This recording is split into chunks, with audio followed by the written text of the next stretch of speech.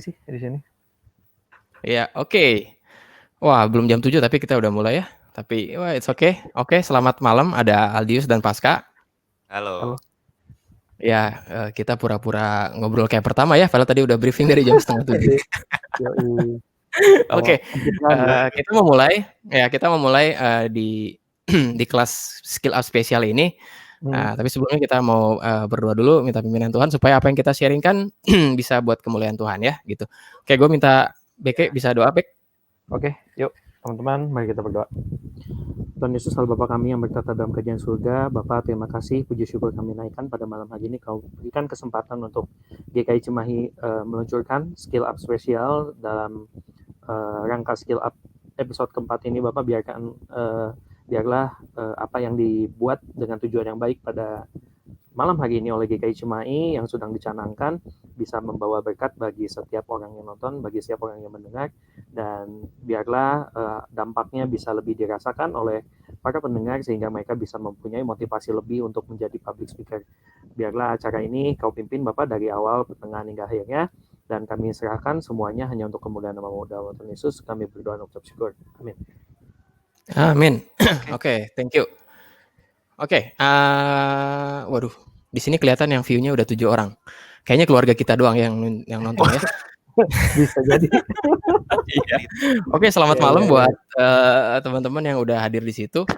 Di situ lagi di YouTube ya. Ini merupakan program pertama kita mau coba live. Jadi ada satu program di Komisi Pemuda GKI Cimahi namanya Skill Up. Jadi kita buat program Skill Up ini sebenarnya program yang ya ini sharing dikit, sebenarnya program yang mau kita buat jauh sebelumnya, jadi di tahun yang lalu, tapi ngumpulin orang di gereja.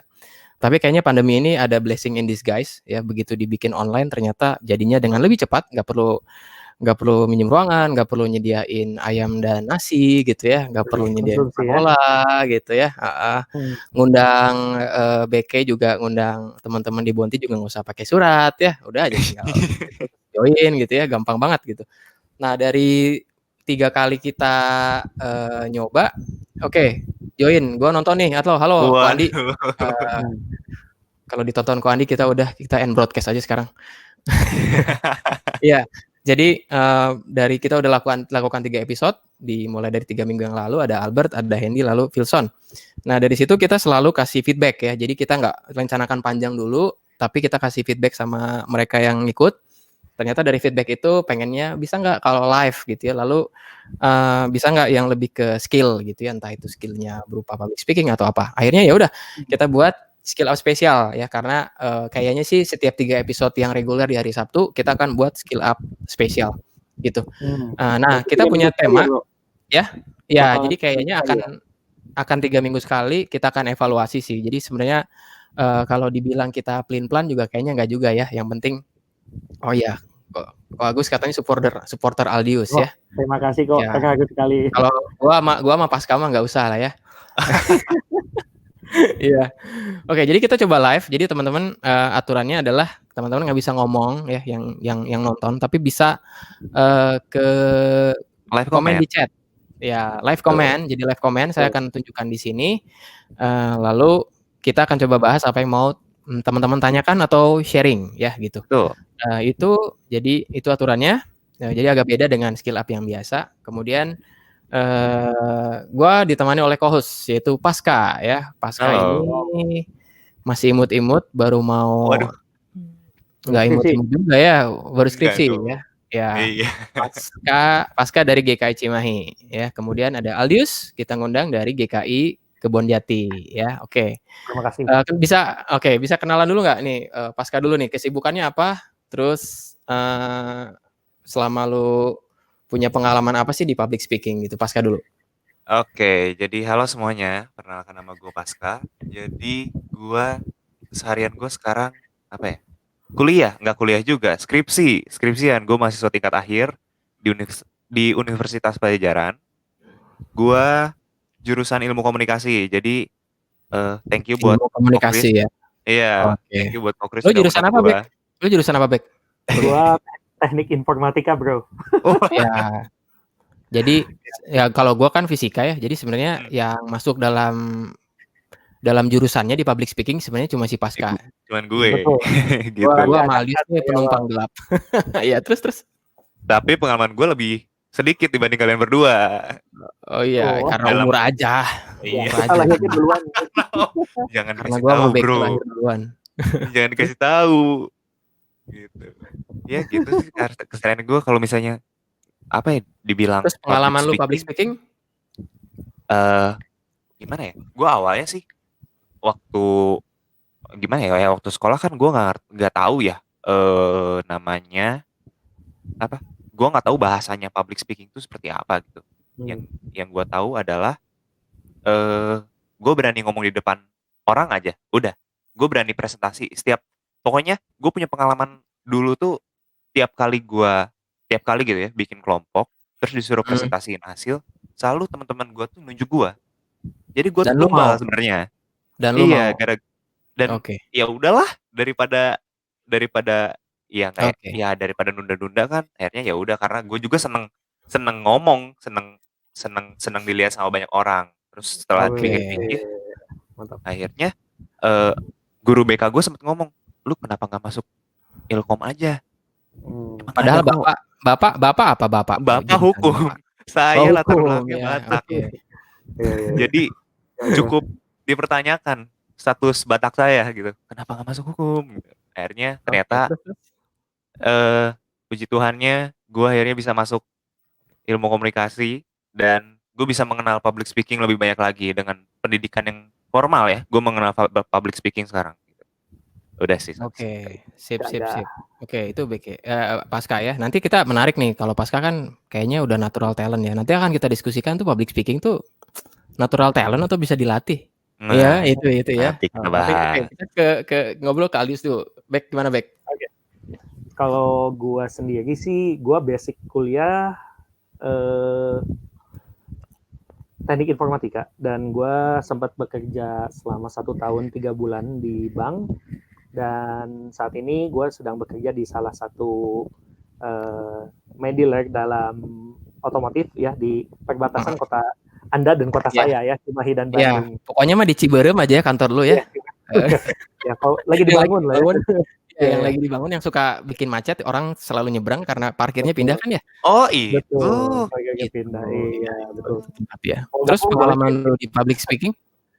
Pengalaman lu di public speaking? Maksudnya secara profesional atau gimana? Ya pokoknya jam terbang lu selama ini ngapain sih lu ngomong di depan orang?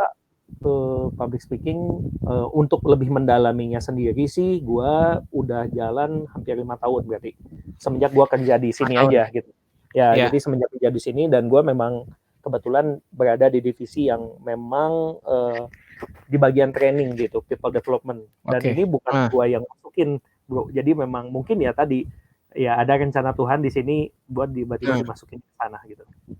Oke, sip. Oke, ini pengumuman dulu mungkin guys. BK itu bukannya nggak mau lihat kalian, tapi karena dia punya webcam di bawah. Iya. Jadi sebenarnya dia ngelihat layar dan di bawah ya. Oke. Oh, ini ada Gatot ya. Nah, ini Gatot sekarang. Ya, tadinya gue mau bilang bahwa ini adalah karyawannya BK ya. Ya gitu. Oke, hai juga Gatot. Gitu. Halo Gatot. Oke. Ya, nah kita ini akan ngomong-ngomong soal public speaking, ya kan? Kalau gue sendiri sih karir awal guru sekolah minggu, karena di guru sekolah minggu terus gue cerita storytelling, terus gue belajar bahwa kalau lu mau jelasin sesuatu yang sederhana sama orang, cobalah sama anak kecil.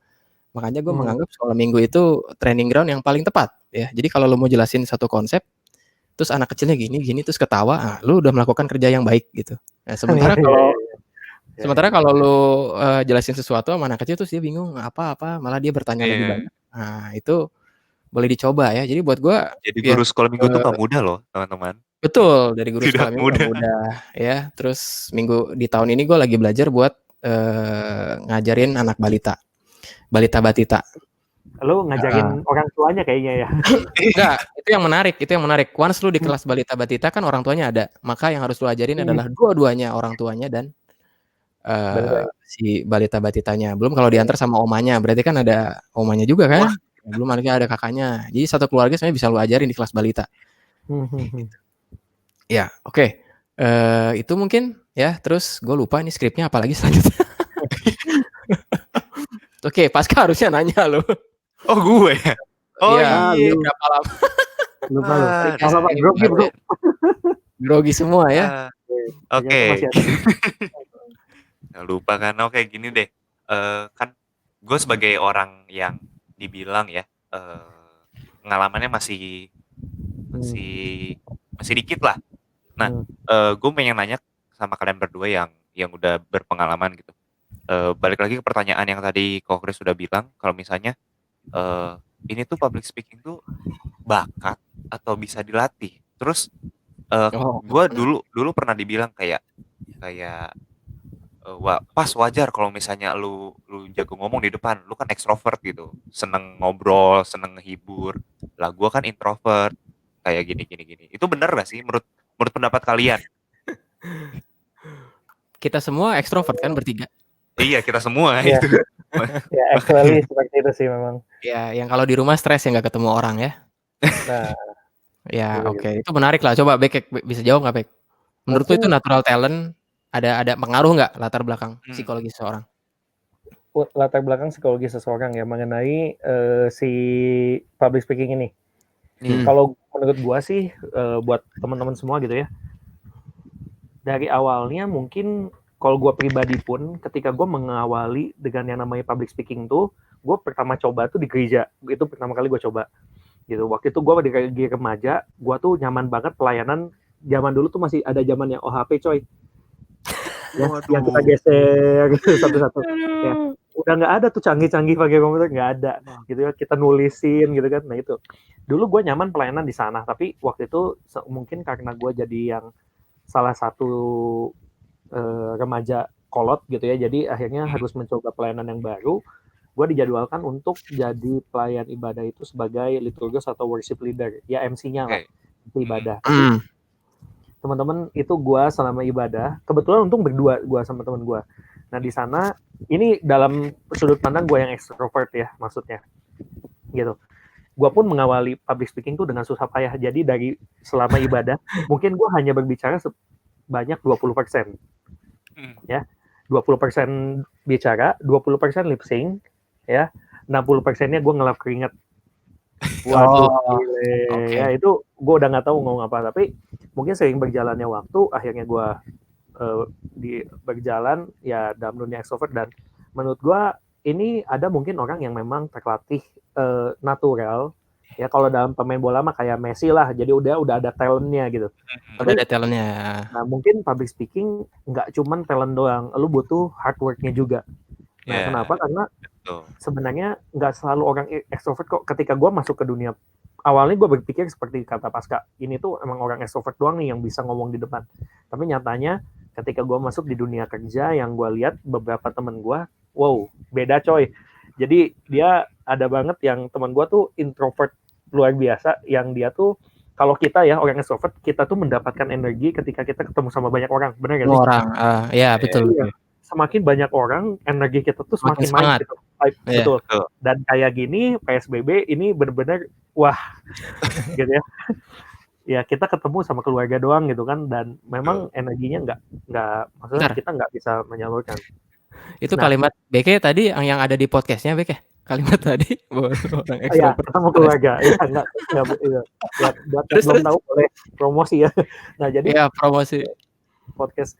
Jadi setelah itu ketika gue lihat di dunia kerja gue sekarang, ternyata ada teman gue yang dulu sempat di kantor gue, dan ada teman baru juga, dia memiliki kepribadian yang hampir mirip, mereka orang-orangnya introvert yang butuh benar-benar kerja keras untuk menjadi public speaker di depan. Tapi wow, hasilnya bukan kadang sih, hasilnya banyak banget yang bisa gue pelajari dari dia gitu. Dan bahkan dia kalau menurut gue dia salah satu trainer handal di kantor gue waktu. Jadi dia kalau bedanya sama gue gitu ya, kalau udah beres training, kalau gue tuh masih bisa yang hayo ketawa gitu. Kalau dia udah yang langsung kayak energinya tuh langsung habis gitu, exhaust.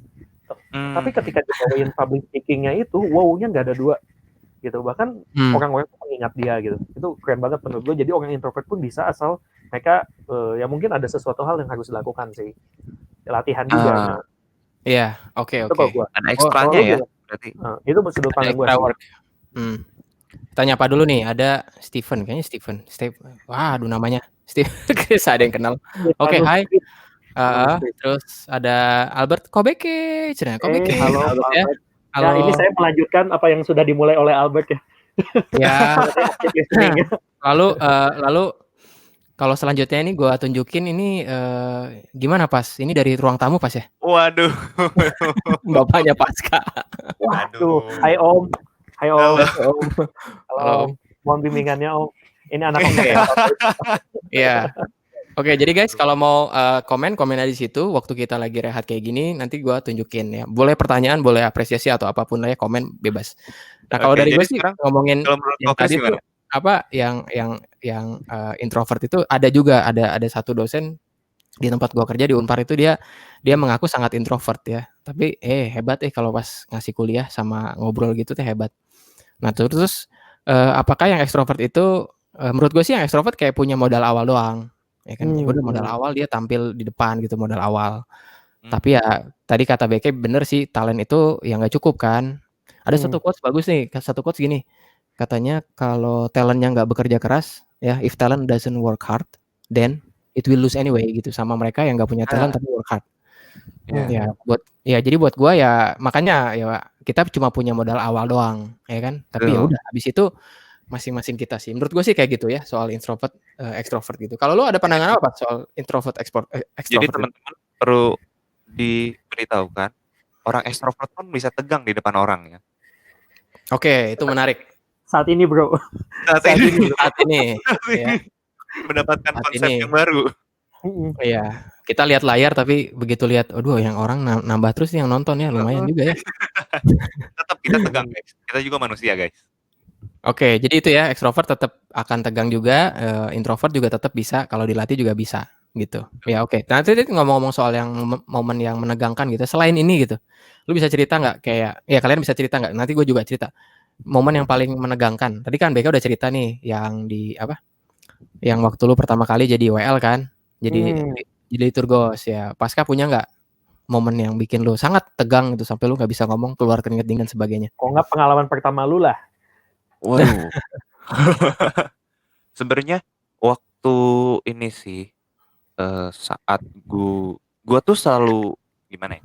Kalau tegang tuh udah kayak ya tiap kali manggung pasti adalah dak-dikduknya pasti ada. Hanya yang paling dak-dikduk tuh kalau misalnya lu bener-bener gimana ya? Tidak mempersiapkan segala sesuatunya, bahkan lu sampai nggak punya materi. What? Jadi jadi bayangin menarik. Lu ini jujur kayak ada kesalahan juga dari gue gara-gara gue merasa kayak gue kan anak ilkom ya, gue udah seharusnya gue gampang lah ngomong di depan orang doang. Padahal yang dalam dunia public speak itu nggak seperti itu. Lu pun harus punya persiapan gitu. Lu harus punya persiapan pakai bahasa yang kayak gimana. Nanti kita bakal bahas ya, gimana cara kita bisa merhatiin audiens, kita bahasa apa yang bakal kita pakai untuk audiens gitu. Gitu. Sama ya itu sih. Menurut gue tuh bakal tegang, bakal panik kalau misalnya gue nggak tahu apa yang harus gue omongin dan gue nggak punya materi. Gara-gara mungkin bisa dibilang ya kesombongan gue yang merasa kalau gue extrovert dan gue punya pengalaman lebih di public speaking. Ya itu yang membuat gue hancur juga. Itu maksudnya tuh lu disuruh untuk tiba-tiba ngomong apa gimana? Jadi sebenarnya bisa seperti itu. Dalam 2 kasus bisa tiba-tiba gue disuruh, maju dong ke depan, misalnya isi lah nunggu ini apa ya kalau nge-MC itu namanya ngulur waktu atau guanya sendiri saat diminta untuk misalnya gue diminta untuk maju ke depan, gue dikasih waktu untuk menyiapkan materi tapi gue malah udahlah santai. Nah gitu. Jadi ya jadi loose ya akhirnya ya. Jadi loose jadinya. Oke. Sip. Kita nyapa dulu. Banyak banget ya. Ternyata ada keluarga Pasca banyak banget ya. Tuh, supporter banget. Gila ini. GBK Cikarang. Waduh, Harlan Gold. Iya. Ini Halo, wah dari bapak tua Cikarang gue bener. ini. Ya, ini tuh ini keluarga satu Pak ini kerajaan ini Gultom ada ya kayaknya. Ko Andi, Ko Ini Agus. Terakhir terakhir stand up stand dong up. 1 menit ya. Ya itu kita tahu ya Pasca stand up itu bagiannya siapa. Iya, kita tahu itu. Ya, kita tahu lah. Nah, ini bagus nih dari Jen, dari GKI Pasir Koja, Jen Waduh. ya, perumpamaan talenta. Betul, yang dikasih 1 tapi nggak diusahakan, Betul. akhirnya jadi hilang. Betul. Ya, Betul. sebenarnya sih kalau di Alkitabnya nggak hilang, tapi sebenarnya itu dikasih sama yang punya talenta 10 kan. Ini menarik juga nih Betul. kalau pada saat kita punya gitu ya, modal buat public speaking disuruh ngomong, terus kitanya nggak mau lah, terus apalah, jaim dan sebagainya, ya udah orang lain yang Ya. akan dapat sih. Itu nyata di Itu kehidupan gue. betul. Ya. Ya, gue pernah dengar cerita lu pernah cerita waktu di Komsel sih. Gitu. Oke, sukses terus buat Pasca. Oke. Bek, Oke. kita punya keluarga nggak Bek ya? Ini buat komen. Keluarga gue lagi sibuk bro. Oke, Ini biar kalau misalnya, ya. waduh, Bikin panutan juga. cutting Vkom Unpad. Ya, katanya kelas retorika ya. Oke. Mana skripsinya? Semangat skripsinya. Siap, terima kasih. Gary Guntur ya, Gary GKI Guntur ya. Ya. Guntur. By the way, konsumsi hari ini apa? Wah, pisang goreng. Beli masing-masing. Terima kasih. Ya, masing-masing. Oke. Ya itu ya soal pengalaman ya. Kalau gue pengalamannya kebanyakan sih yang unexpected ya. Misalnya kayak tiba-tiba waktunya dikurangin atau tiba-tiba waktunya banyak gitu. Nanti kita ngomong soal waktu ya. Time Ya. kita belakang gitu ya, udah ngangkat-ngangkat ya. Udah ngangkat-ngangkat. Jadi ternyata yang udah ngangkat gini langsung Pak Anggisan. Langsung Oh, ya. udahan aja ya gitu. Nah itu sih pengalamannya sama pengalaman waktu pas pertama kali di sekolah minggu juga cukup menarik ya karena gue waktu itu menangani pertama kali kelas yang gue tangani adalah kelas yang cukup aktif ya yaitu kelasnya si Franz Gian. Kalau kalian tahu kelasnya Franz Gian. Ya, itu generasi apa ya generasi. Oh jadi dia itu dulu lu jadi ini peserta didik di sekolah minggu. Ya itu jadi kelinci percobaan karena gue nyoba jokes sama mereka. Kalau mereka ketawa ya gue catat bahwa jokesnya bagus. Iya. Kalau enggak ya gue cabut. Iya, ngebawain jokes garing tuh tensinya minta ampun. Iya, jadi gue sebenarnya coba tawa gitu. Iya. Terus ya itu kelas yang apa ya? Kelas yang lumayan aktif lah. Maka tantangan buat gue kalau ngomong ya ternyata tuh mereka mau ngomong lah kayak misalnya ada yang tahu gak cerita Musa gitu. Tahu. Jadi mereka yang cerita, guanya mah diem ya. Nah, itu sih sebenarnya pengalaman gue gitu ya. Oke, ada topik apa lagi nih buat yang tentang public speaking? Gue mau nanya nih sama kalian. Oke, boleh. Kan kita lagi bahas mengenai public speaking yang tentunya teman-teman di sini juga yang lagi nonton mereka pengen tahu gitu kan. Sebenarnya bahwa public speaking sendiri itu sebenarnya kalau menurut Chris, menurut Pasca gitu ya, penting nggak sih gitu untuk mungkin kehidupan kita atau mungkin ya apalagi kita menghidupi ini gitu kan. Kita menghidupi ini. Tentunya kalau secara pentingnya mungkin ya dalam sisi ya kita hidup dari public speaking ini, dari ngocehnya kita ini kita hidup gitu kan. Di luar itu mungkin teman-teman di sini kan ada yang pekerjaannya lain-lain dan jauh lebih besar dari itu. Menurut kalian gimana? Oh, Pasca dulu, menarik. Waduh, seberapa pentingnya ya? Ya, maksudnya buat mereka yang secara keseharian memang lu sebenarnya nggak perlu ngomong di banyak orang gitu. Yang tadi Beke bilang bahwa ini sebenarnya bukan mata pencaharian lu, tapi masih penting nggak buat mereka yang sebenarnya di bidang pekerjaan atau di mana yang bukan public speaking? Sebenarnya kalau misalnya menurut gue ya ada 2 hal yang sampai saat ini gue dapet ya. Yang pertama tuh lu bisa di public speaking tuh lu belajar untuk memilah kata sama memanage kata apa yang bakal lu sampaikan ke orang lain. Kayak merangkai kata. Merangkai katanya. Kayak kadang kan kita suka kita kadang nggak ngomong ya kita nggak ngomong kayak SPOK setiap hari kan. Tapi itu tuh bukan pedoman sih. Maksudnya hal yang paling saklek lah. Kalau misalnya lu mau ngomong ke orang kayak lu tahu siapa subjeknya, lu tahu siapa predikatnya, lu tahu objeknya gitu. Dan dari memanage bahasa itu lu juga bisa gimana ya namanya? Lu bisa mengerti audiens lu siapa, lawan bicara lu siapa, walaupun lu misalnya ngomongnya one by one ya, lu bisa tahu gitu. Kalau misalnya lu ngobrol sama anak kecil, lu harus tahu lu tahu menggunakan bahasanya seperti apa. Kalau lu ngobrol sama Oh. lansia, lu tahu menggunakan bahasa yang seperti apa, gitu. Sama kedua, yang paling ini sih yang gua rasa ya, lebih pede kalau untuk di depan orang. Bukan hanya soal ngomong ya, kayak lu lebih pede aja, kayak lu public speaking tuh nggak hanya soal ngomong guys, tapi soal gimana caranya lu berdiri tegak, gimana caranya lu jalan, gimana caranya lu dilihat sama orang gitu. Itu yang gue Oh. dapatkan selama gue pendidikan formal ya di Vkom Unpad. Itu Iya, yang tadi tuh gue serasa 1 SKS itu Vkom 1-on-1 itu tadi. iya, Ya, 1 SKS Vkom dasar ya. Maksudnya berarti Vkom kan dasar. kalau gue bisa simpulin bahwa ya sebenarnya public speaking itu salah satu aja kan dari cara kita berkomunikasi kan. Sisanya kan lebih banyak Iya. daripada itu. Hmm. Maka itu penting. Oke. Ya kalau kata gue sih rasanya tiap orang punya suara. Menurut bener nggak sih? Setiap Betul. orang punya suara, punya opini yang harus dia sampaikan. Betul. Entah itu orang, menurut gue orang yang bahkan yang pendiam pun dia pasti punya punya Punya pendapatnya opini sendiri. kan, punya pendapat kan, di mana kepalanya dia wah banyak banget kalkulasinya baru dia ngomong gitu. Nah pada saat ngomong apakah pesan itu nyampe atau enggak ya itu tergantung dari kemampuannya dia untuk bicara gitu kan, apakah bicaranya mau jujur ataukah mau muter-muter gitu. Terus harus kenal sama orangnya ya, di mana kan public speaking ya one on one salah satunya adalah kita kenal siapa yang kita ajak ngobrol, itu yang Pasca bilang tadi.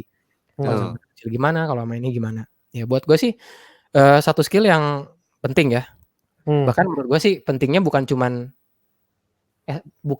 pelengkap, bukan cuman complementary, tapi esensial.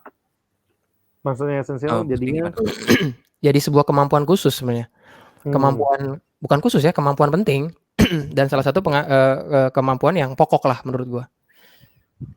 Ya kalau gue misalnya gini lah, kayak ngucapin ya kalau gue ngambil dari firman Tuhan gitu ya, ya apa yang kita katakan itu harus bernilai kan. Apa yang kita katakan harus bernilai, harus punya ya kata-kata penghiburan, kata-kata yang nyemangatin orang gitu loh. Ya, tapi kalau kita nggak bisa menguasai cara kita menyampaikan, ya kan orang ada yang bisa tahu hati kita kan, yang tahu hati kita cuma Tuhan doang kan. Iya betul. Ya maksud gue teh orang tuh nggak bisa tahu hati kita kayak apa kecuali kita komunikasikan itu. Maka sebenarnya ini adalah momen yang penting sih, momen lagi skill yang penting ya. Gitu tadi. Kata lu Bek apa Bek? Kalau gue lihat kan dari Pasca tadi berguna banget, lu jadi lebih percaya diri gitu kan. Kalau psikis memang ini jadi kemampuan khusus yang apa yang kita katakan itu memang harus baik gitu kan. Nah kalau gue sendiri sih kayaknya dalam semua aspek hidup public speaking itu butuh bro.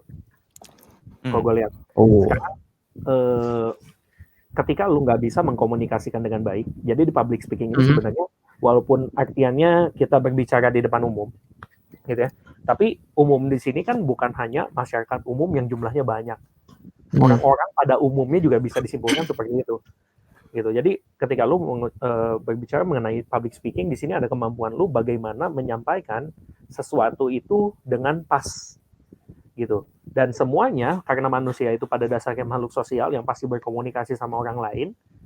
Saya rasa sih gua rasa ya, formal banget saya. Itu menjadi salah satu hal yang penting. Istilahnya kalau gue lihat gitu ya,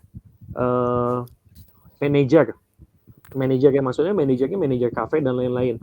Bagaimana ketika ada komplain dari konsumen, dia bisa menangani, dia bisa mentata bahasanya sehingga bisa dengan baik gitu kan. Ketika lu jadi guru sekolah minggu, gimana lu menyampaikan secara menyelaraskan dengan kondisi umurnya gitu kan, penyampaiannya. Dan ketika lu misalkan jadi admin, jadi sales apalagi gitu kan, jadi admin, udah gitu lu jadi koki juga, bahkan ketika ingredients menjelaskan, sekarang YouTuber, wah apalagi tuh YouTuber, Instagram, banyak banget yang menurut gua di tengah PSBB gini juga malah kemampuan orang dalam public speaking tuh meningkat drastis gitu. Dan menurut gua ini jadi satu aspek yang penting. Kenapa? Karena lu tuh dalam hidup lu selalu menjual apa yang ada dalam diri lu. Maksudnya bukan jual ginjal 400 juta dan lain-lain ya. Istilahnya gini lah, ketika lu punya salah satunya, lu mau masuk bekerja, lu mempromosikan diri lu, betul nggak? Maksudnya interview. Lu harus mengkomunikasikan itu dengan baik. At least ketika lu mau PDKT sama orang atau lu mau ketemu calon mertua, lu tuh bentuknya promosi dan itu lu harus menyampaikan, lu harus menjual apa yang ada dalam diri lu, walaupun tidak dengan format benar-benar menjual gitu. Seperti itu sih. Kalau menurut gue lebih format itu Jadi lu waktu ke calon mertua lu tuh sebenarnya jualan ya? Yoi bro. Ya gue Jadi om, saya punya ini di kehidupan saya. Oke, ya nyapa dulu ya. Kata Pierre, semangat skripsinya. Kita tahu ya siapa yang lagi skripsi. Iya. Lalu Saya. Elkana Tandi bisa di follow di Elkana Tandi di YouTube ya. Cie ini adalah penatua dari GKI yang bagus juga bro. Ya. Iya, ini public speaker yang bagus juga. Nanti kapan-kapan kita undang ya. Betul. Ya, ini segmen lain nanti soal YouTube ya. Lalu Aldi dari GKI Cimahi, Bang Pasca Nobar katanya ya. Pasca Nobar. Halo Aldi. Iya. Oke, ini kayaknya kita bisa tebak bahwa ini adalah keluarga Pasca ya. Iya betul. Ini dari keluarga saya. Iya. Nah, ini ada satu tanggapan dari Ko Andi Agus. Dia bilang bahwa setuju sama Aldius, geus we gitu. Ada atasnya Joy. Atasnya ada. Oh iya, personal branding kita bisa dilihat lewat cara kita berkomunikasi. Exactly. Tadi yang BK bilang ya. Terus ini nih ada pertanyaan dari Gary. Wow, how to handle tough crowd in public speaking. Nah, sebelum kita ngomong soal tough crowd, how to handle, sekarang pertanyaan gue buat kalian berdua. Nanti kalian tanya sama gue juga. Boleh. The toughest crowd that you ever face itu apa? Siapa? Crowd yang paling berat buat menurut lu yang lu hadapi sepanjang hidup lu siapa? Atau ngomong calon mertua adenya, Bek? Enggak bro. Gua sih ada bro. Ketika bisa ceritain nggak? Ya ini salah satunya menjadi talk road gua sekarang gitu ya. Karena apa yang gua harus sampaikan tentunya harus benar dan ya based on experience gitu ya. Tapi yang gue benar-benar kerasa sih selama 5 tahun ini, yang pertama adalah ketika banyak sih bro, tapi sebenarnya yang gue cukup berkesan adalah ketika gue menghadiri forum diskusi lintas beragama. Di Bonti. Nah, itu waktu itu sempat ada yang di Bonti dan gue waktu itu ikutan buka bersama di pesantren dan gue jadi MC-nya. Waktu itu sempat gitu kan, bagaimana kita membangun hubungan lintas beragama gitu kan dalam konteks itu yang pertama. Dan yang kedua sebenarnya adalah waktu itu ketika ketemu para master bro. Jadi sebenarnya audiens itu beda-beda tipikalnya. Nah salah satunya itu ada tipe master yang dia tuh memang sebenarnya udah pengalaman coy. Jadi apa yang kita omongin mereka udah tahu gitu. Nah tapi bagaimana kita ajak mereka untuk belajar lagi, untuk mereka merefresh lagi bahwa ini ada sesuatu sebenarnya yang baru. Walaupun sebenarnya secara pengalaman dia jauh lebih pintar dari gue gitu. Tapi sebenarnya berat atau enggaknya, susah atau enggaknya si crowd ini gitu ya, ada di mindset lu sih. Lu menganggap itu susah atau enggak. Ketika lu yang pertanyaan ini begitu anggap lu menyeramkan, lu akan rasa itu sangat menyeramkan sih. Iya. Tapi sebenarnya ngutip yang kata si Albert tuh, capek mah di pikiran cenah. Nah, nggak dia kadang kayak gitu. Oke. Mungkin yang terus satu lagi, cara lu nanganin gimana yang tadi? Ya lu benar-benar mungkin lu harus persiapan yang lebih. Jadi ketika kan lu biasanya ketika lu mau memulai public speaking, lu tuh harus know di audiensnya dulu. Maksudnya lu tahu nih ranahnya lu pada saat ini tuh akan membahasnya ke arah mana. Anggaplah gue ketika gue mengajar sales dan ketika gue mengajar para kepala cabang itu akan berbeda gitu. Kenapa? Gue harus tahu dulu konten apa yang akan gue sampaikan gitu. Sehingga ya, jadi istilahnya gini, jokes yang lu sampaikan di remaja belum tentu lu masuk jokes itu di umum.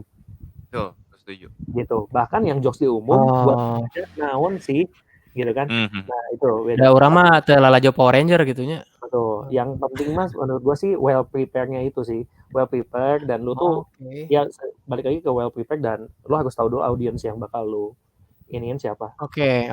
Coba lu gua simpulin dulu. Respon dari si audiensnya yang mungkin itu akan menjadi berbeban berat ke lu dan ini menilai audiens ini susah. Misalkan audiensnya udah yang mulai ngantuk, nah itu berat sih gitu. Oke. Jadi kalau gue simpulin dikit yang untuk tough crowd ini bahwa ya lu harus pelajari dengan siapa lu berbicara kan. Terus ya lu nyiapin sesuai dengan medannya. Itu bisa mengurangi resiko. Kemudian bisa jadi crowd itu relatif kan. Crowd lagi apa ya? Ya sulit itu kan relatif ya. Bisa audiensnya kan relatif ya. Kita bisa ngelihat bahwa ini bisa yang sulit buat satu orang tapi bisa enggak buat yang lain. Oke, Betul. wah menarik juga ya. Oke, Pas, gimana Pas? Ada pengalaman nggak? Eh, How to handle menurut tough gue crowd? gimana ya? Kayaknya kalau untuk tough crowd tuh masih kadar normal lah, kayak kalau gua ketemu sama bocah-bocah anak SD, SMP, SMA masih enggak, anak SD, SMP masih kayak ribut sama temennya dan lain-lain, itu Hmm. masih hal-hal yang apa ya, yang menurut ya maksudnya gua nggak gimana ya? Gua nggak pernah sih dapat dapat dapat dapat audiens yang benar-benar susah untuk dikendaliin. Puji Tuhannya ya sampai Hmm. sekarang gitu, kayak Hmm. tiba-tiba ada yang berantem lah atau ngajak ribut, nggak ada, gue nggak pernah itu. Tapi gue setuju sama apa yang tadi Kobe kayak bilang, kayak gue harus kenal dulu, bukan kenal sih, gue harus ngelihat dulu audiensnya tuh seperti apa. Kalau misalnya audiens gue bapak-bapak, ibu-ibu, gue harus tahu menggunakan bahasanya bahasa apa, gue harus tahu jokes yang harus Oh. gue keluarkan jokes apa gitu. Sama Ya jadi ya sama aja kan, maksudnya lu harus kenal dengan sama aja. crowd-nya kan. Oke. Wow. Harus tahu crowdnya tuh kayak gimana gitu. Kalau kalau anak kecil ya kayak gini, untuk anak SD sama anak untuk anak SD sama anak SMA aja penanganannya bisa beda loh. Itu kayak Betul, kayak betul. kayak gimana ya? Tough crowd di sini bukan hanya lu susah mengendalikan gara-gara audiens kita ribut atau ngomong juga, tapi audiens kita nggak ada respon tuh, itu sesuatu yang susah juga loh. Ya, Ya, Itu nggak ada gue respon. sering mengalami di ini ya, kalau misalnya gue ketemu sama anak SMA gitu, gue selalu menemukan hal seperti itu. Kayak saat gue melemparkan pertanyaan ke mereka, kita kan berharap gitu ya, di seorang public speaker, kita ngelemparkan apa pertanyaan atau Dapat jawaban. dapat jawaban, tapi tiba-tiba hening, kayak gue harus gimana? Nah itu Oke. tantangan public speaker tuh nggak hanya soal ributnya audiens atau audiens banyak ngomong, tapi audiens diem pun itu sangat sulit. Ya. Nah, Oke. itu Ya, gue menarik. jadi keingetan nih. Jadi tadi juga gue baru diskusi sama salah satu temen gue yang dia merupakan ini juga, maksudnya panutan gue lah di kantor, yang dia memang public speaker yang bagus banget lah menurut gue, gitu ya.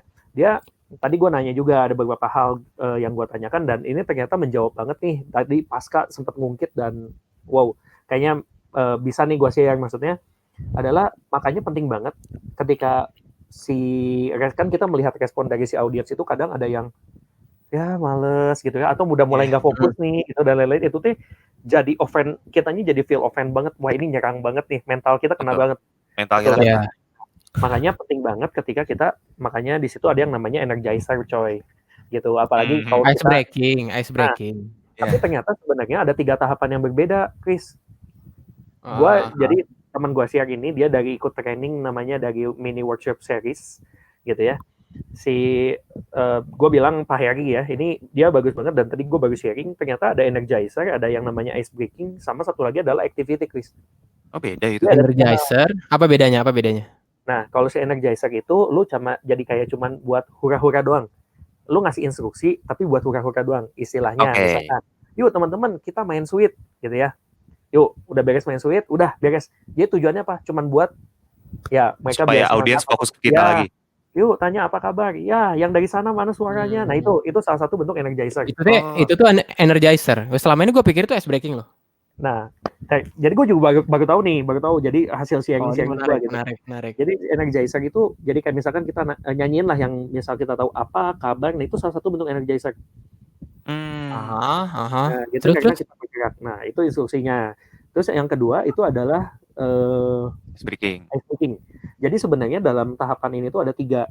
Ada yang namanya itu instruksi, lalu ada debrief, satu lagi adalah insight. Nah, jadi kalau si energizer itu cuma terbatas sampai dengan instruksi. Gitu. Jadi cuma halo, selamat pagi dari sana gitu ya. Ya. Nah, yang kedua itu adalah ice breaking. Ini ice breaking itu ketika ada instruksi, udahnya kita debrief. Ya gimana tadi teman-teman permainannya? Maknanya apa gitu. Itu debrief. Atau langsung kita debriefnya nggak ada. Sorry. Kalau si gue miss untuk si ininya, untuk ice breaking dia nggak ada debrief, dia langsung kita ngarahin.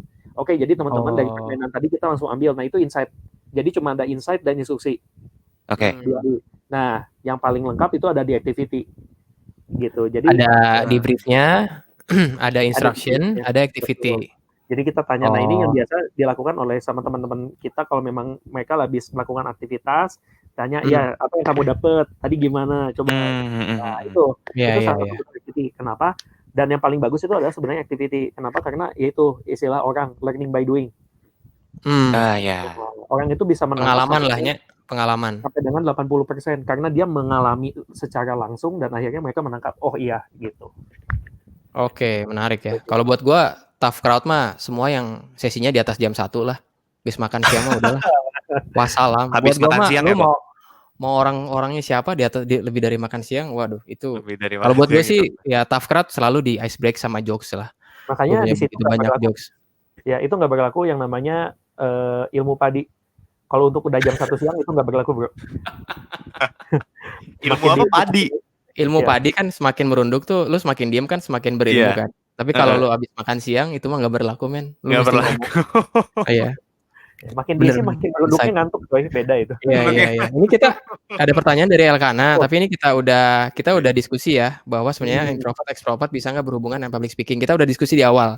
Jadi ya intinya extrovert itu cuma punya modal duluan sih, tapi introvert dengan latihan dia bisa. Ya. Gitu. Terus biar bener nggak sih seorang extrovert bisa jadi introvert di suatu lingkungan padahal udah ada di lingkungan itu sejak lama? Waduh. Bisa lah. Kayaknya bisa. Hati kayaknya. Iya, kalau hatinya lagi ini mah susah ya. Nah, ini bagus nih dari bagus. Prepare. Cuma kita menguasain kita omongin ya setuju, kalau enggak emang pengalaman bisa aja tanya. Iya, jadi dengan pengalaman ya. Nah, ini pengalaman juga dari karena tough crowd paling sulit adalah harus stand up comedy dan penonton ketawa. Udah disiapin sematang mungkin. Aha, ini pasti lucu. Bawain ternyata pasti bawain. Krik gitu.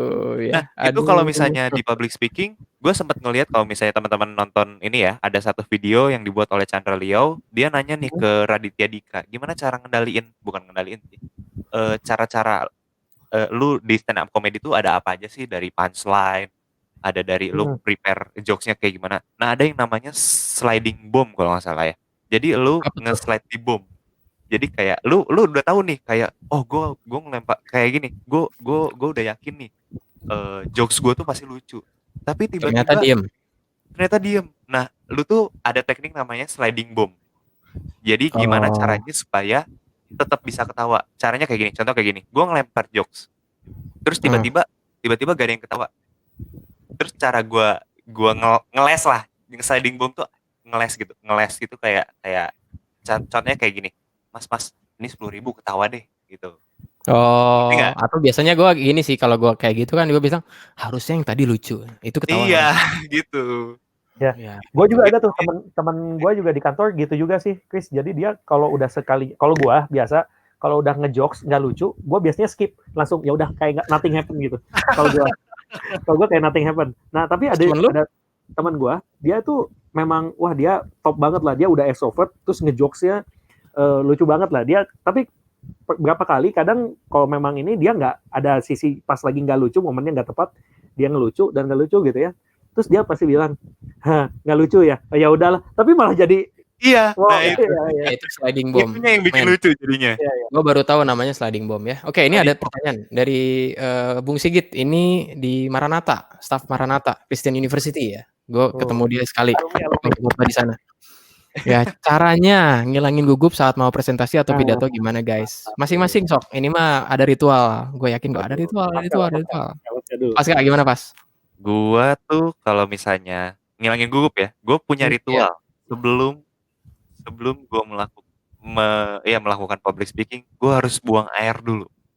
Itu penting tuh. Jadi ke toilet dulu ya.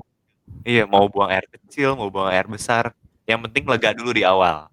Nah, tapi kalau misalnya di saat lu udah di depan, terus tiba-tiba lu tegang, lu gugup gitu.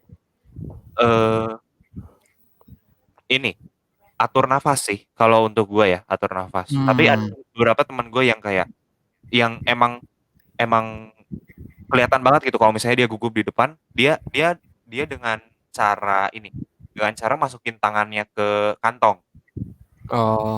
Sana gitu. Sebenarnya itu nggak terlalu bagus sih dilihat sama orang. Hanya defense itu mekanismenya begitu ya. Kalau Iya, defense mekanismenya begitu kan. daripada tangannya kelihatan bergetar di depan orang, jadi dia lebih baik masukin. Jadi lebih tenang gitu loh. Gitu. Kalau dari gue ya. Bek, gimana Bek? Kalau gue sih ngilangin gugup, gue pertama biasanya kalau gue biasanya awal-awal gitu gue sempat bikin. Jadi kalau gue hari ini, maksudnya materi ini, saatnya gue mau ngomong apa, waktu gue belum menguasai banget gitu, baru sekali atau 2 kali gue bawain materi tersebut, gue biasanya akan minta temen gue yang lebih ahli, dia kalau nggak salah satu temen gue ada di belakang. Gitu, untuk jadi apa? Jadi ketika ada, yang gue selalu gugup itu bukan karena presentasinya, sebenarnya karena takutnya pertanyaan dari si itunya nggak bisa gue jawab. Gitu. Nah, makanya akhirnya gue minta temen gue untuk nanti, jadi ketika gue nggak bisa, ada support system gue, gitu, sehingga delivery trainingnya masih tetap kualitasnya bagus, itu. Atau enggak, gue biasanya namanya phone of friend itu. Nah, phone of friend. Tapi yang secara konten ini tuh terjawab gitu, jadi kualitas training masih tetap bagus, gitu. Dan yang selanjutnya sih, kalau gue lakukan biasanya menarik. Sejujurnya, gue hampir setiap gue akan melakukan sesuatu public speaking di depan, even gue sudah sangat terbiasa, gue bakal selalu gugup. Bahkan kemarin pun gue ngomong ke lu, gue sangat-sangat gitu kan. Tapi hal yang gue lakukan, oke, gue bisa, just do it, ini pengalaman baru. Dan kalau memang yang udah ini, gue biasanya gue akan berdiri, gue minum, tarik nafas, langsung. Gue itu sih. Jadi dalam satu hentakan gitu. Gue begitu teman gue, oke, kita panggilkan Aldius gitu ya.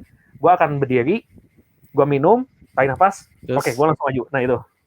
Wow. Cara lu memanipulasi langsung juga. Ketawa, betul, begitu Bung Sigit ya. Gue juga sama sih Bek, sama kayak lu Bek. Sampai sekarang setiap mau ngomong pasti gugup. Mau berapa jam pun gue punya jam terbang, selalu mau di depan siapapun selalu gugup sih. Udah nggak doa seberapa kali kayaknya anggapnya gugup gitu. Tapi ya akhirnya gue sampai pada suatu kesimpulan ya nggak boleh kalah sama gugup itu, dan nggak boleh mempengaruhi perform sih. Jadi ya udah do it anyway. Biasanya cara gue menghilangkan gugup adalah gue harus lemparin jokes pertama sih. Once mereka ketawa, gue udah tenang. Pertama kali selalu begitu sih. Apa yang gue lakukan? Hati mereka lah ya. Ya kalau pertama kali gue dengan begitu pas datang terus ya udah gue jokes sekali 2 kali, begitu pas udah cair, udah gue di situ yakin. Gitu selalu lah ya, mau di depan siapapun nggak ya, gitu sih kalau yang ini ya. Terus thank you kata Bung Sigit ya. Nah ini tadi udah dari Mbak Sinta ya. Gimana kalau kita minta untuk membawa semua keluarga lu kayaknya di sini Pak. Mendadak 5 atau 10 menit sebelumnya ya, suatu acara yang sifatnya mendadak. Ya bisa ada yang langsung kan, terus kayaknya sih kalau gue ya, kalau mendadak kayak gini ya harus tahu dulu tujuan acaranya apa, siapa aja ngumpul, ya udah, mau pesannya apa, udah 1-2 kalimat selesai, sambutan, udah beres lah gitu. Kadang nggak gue konsep sama sekali sih. Mungkin karena udah keseringan ya. Nah itu mungkin karena jawabannya sih untuk Ibu Sinta ini ada di pengalaman ya. Kalau memang lo udah pernah di depan, biasanya lu akan mengingat pengalaman apa yang pernah gue lakukan untuk gue ngisi hal-hal seperti ini ya. Misalkan entah itu lewat activity yang pernah kita bawain, atau lewat jokes yang pernah kita bawain, itu akan secara natural keluar sendiri. Soalnya memang yang dasar itu ketika acara kayak gini tuh yang kurang ajar memang teman-teman kita. Kenapa? Kadang ketika ini bingung, acara yang nextnya belum siap, udahlah lu aja yang ngisi. Nah, itu itu kemampuan berpikir cepat ya, base-nya sih on experience ya. Tapi kalau memang kitanya belum pernah pengalaman dan teman kita nyuntrungin, memang agak kurang aja gitu sih. Iya. Biasanya kalau paling simpel kalau lagi kayak gitu sih gue ini mengeluarkan teka-teki. Betul kayak lu sih, Chris, jokes. Gue jadi teka-teki. Ini teka-teki garing ya. Nah, salah satu contohnya aja, kebetulan tadi ada temennya saudaranya Pasca nih dari Cikarang. Kalau gue lagi ngadain training di Cikarang, jokesnya gue pasti sama bro. Gue pasti mengeluarkan jokesnya itu, lu tahu nggak? Jadi gue pasti mengawali dengan teman-teman tahu nggak sih kalau cewek-cewek Cikarang itu terkenal memang cewek-cewek paling gak sabaran sedunia. Gue tahu. Nah biasanya mereka tanya kenapa? Kenapa? Karena aku maunya Cikarang, nggak mau nanti. Gitu. Nah, itu kadang berhasil, kadang enggak. Jadi ya oke, Iya. sliding bomb, Bro. Iya, sliding bomb. Iya, Tapi sliding bomb. itu penting loh. Buat public speaker tuh banyak-banyakin referensi jokes. Sering-seringin garing, bukan sering-seringin garing sih. Sering-sering Ya nyoba. punya library kan, tinggal loading aja kan, Semakin lu tahu rasanya garing, lu semakin mengerti jokes apa yang harus lu lempar ke penonton gitu. Kalau misalnya lu nggak ngerasain garing, ya lu nggak tahu. Cek ombak. Ya paling apa sih? Paling di ini apa? Diludahin Pak RT. Gitu kalau garing. Kalau enggak ya lu nggak akan dipanggil lagi kan ke situ. Iya. Iya. Gitu ya. Nggak akan Kok Agus lucu nih. Pernah bosan nggak dengan materi sendiri? Aduh. Nah, lu nih nanyanya ke lu dulu nih, Chris. Lu kan ya bawain yang series tapi sama gitu. Ya, gue pernah sih yang paling terbaru yaitu roadshow-nya Guru Penabur kan. Itu menarik sih. Kayaknya sebelum pandemi itu kan gue ngomong 7 kali kan. Ya itu gue udah hafal slide-nya, gue udah hafal jokes-nya, sampai gue ngerasa garing ketika gue ngomong tuh yang ketawa tuh mereka, gue enggak gitu. Itu paling gak enak sih menurut gue. Ketika lu keluarin materi yang sama, mereka ketawa, lu nya enggak teh.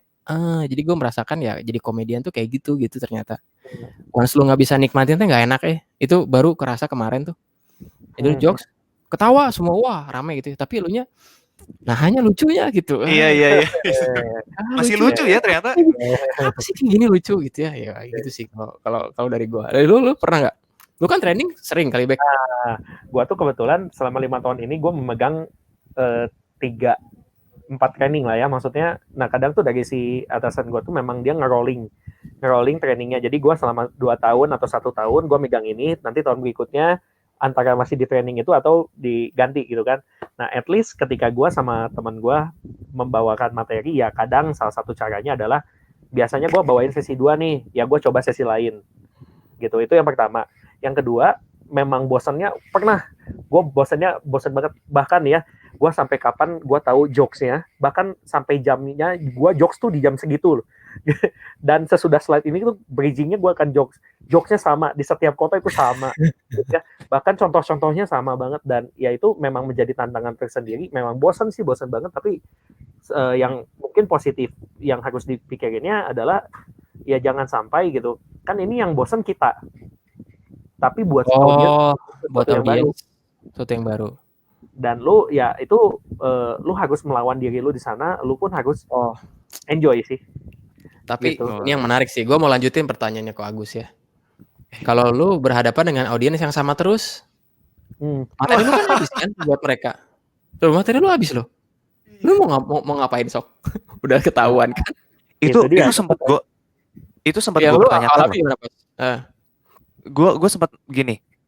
Kan ya maksudnya kita semua tahu di GKI ada yang namanya e-learning gitu. Gue sempat menanyakan ini kepada salah satu teman gue di e-learning. Gue menanyakan kayak gini. Ini kan kita misalnya nih ada murid dari SD BPK, SMP BPK, SMA BPK. Itu terus ya. Kita masih tetap gini terus jokesnya. Gimana? Apa nggak bosen tuh? Maksudnya nggak hanya kita yang bosen, tapi audiens pun bisa bosen. Bahkan bisa menengah. Begitu ya kita berhadapan dengan audiens yang sama ya, itu sebenarnya itu sih lu harus keluar dengan sesuatu yang kreatif terus kan, karena ya audiensnya sama terus gitu. Ya itu tadi referensi jokes tuh. Lu jika bisa pakai MIB gitu cahaya lupa semua kan. Nggak mungkin kan. Gitu, menarik. Terus ada yang mau nyapa gua ya. Malam Pak Kris, malam Mbak Servin. Ya ternyata guru ya. Guru di Penabur. Jangan dong Pak Kris, roadshow itu jadi berkat tersendiri buat kami. Ya, buat ibu berkat. Buat ibu berkat ya, buat saya lumayan Bu capek Bu ya kemana-mana. Oke, itu tuh di atas. Saya ngerasa Nicholas. Apa? Oh iya. Ini Gultom juga nih. Wah, ini saudara gue. Ya, caranya berinteraksi sama temen yang bawaannya serius melulu. Gimana? Ini menarik nih. Wah, ini saking seriusnya saking seriusnya ya lu dianggap serius gitu. Hah? Serius? Kan ada juga orang yang kayak gitu kan. Lu ngejokes gitu. Terus kayak cewek-cewek Cikarang teh enggak sabaran. Iya, Cikarang. Oh, serius? Wah, kan gimana tuh kalau misalnya bawaannya serius melulu. Mana ya? kalau gue sih mau jawab ini ya udah lu ladenin dengan serius kan. Ya udah ngomonglah dengan sesuatu yang serius.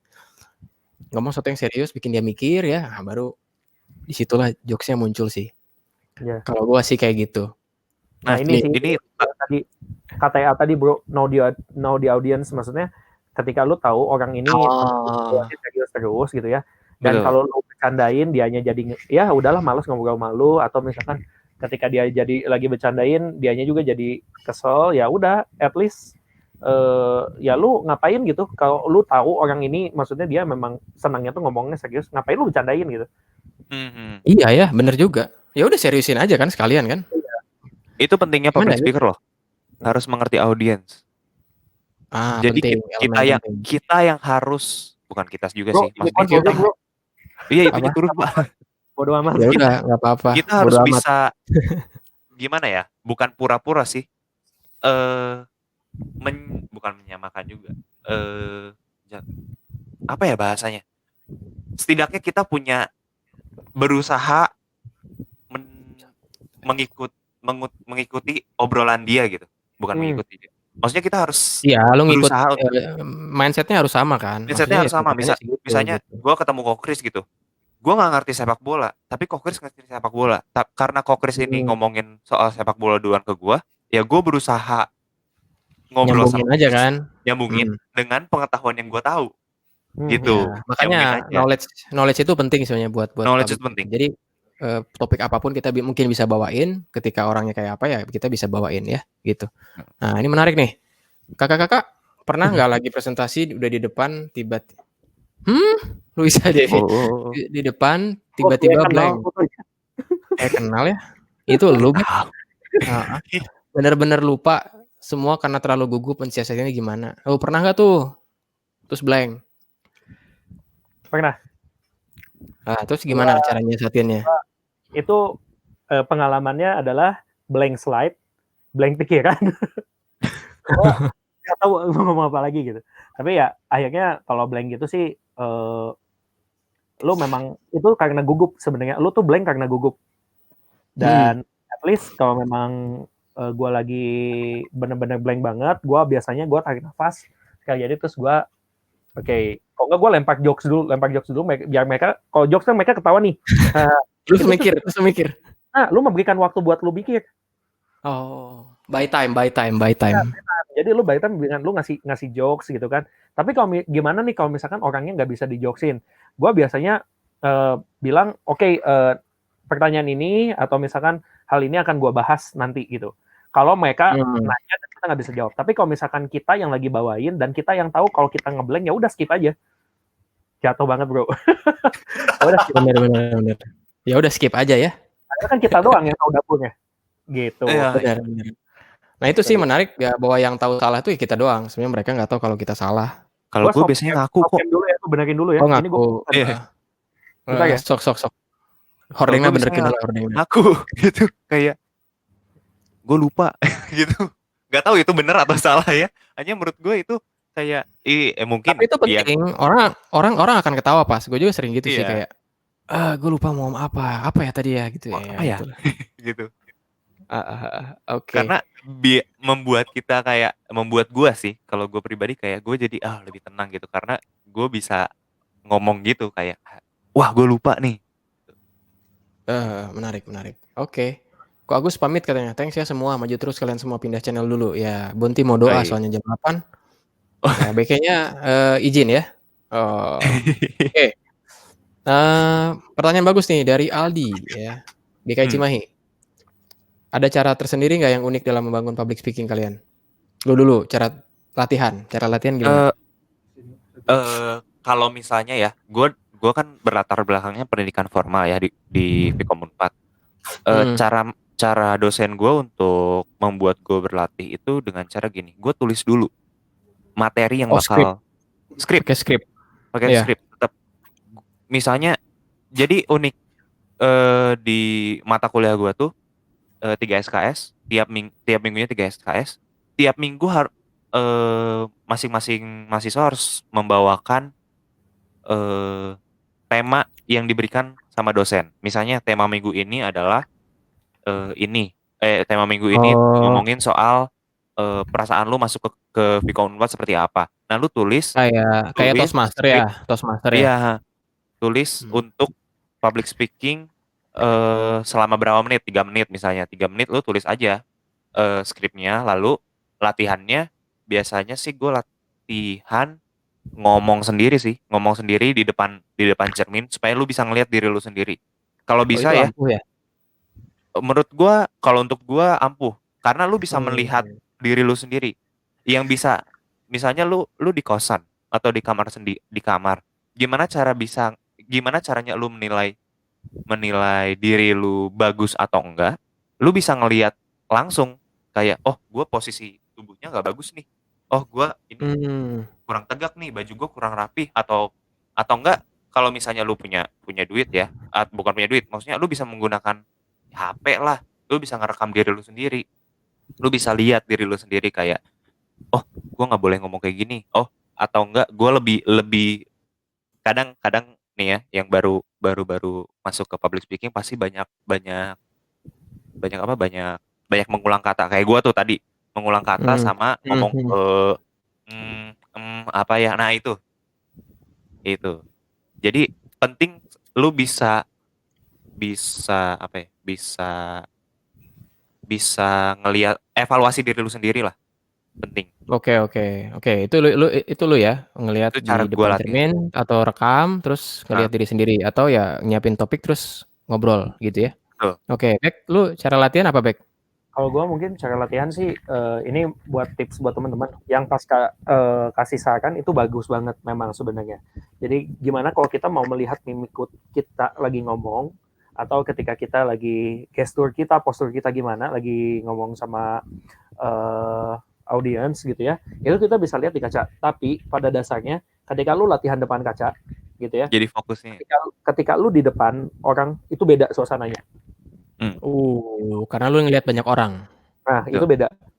Karena lu melihat orang lain. Kalau lu di kaca lu melihat diri lu sendiri. Gitu. Sehingga lu bisa melihat ya mimik ya oke lah ini gue udah tahu itu gue.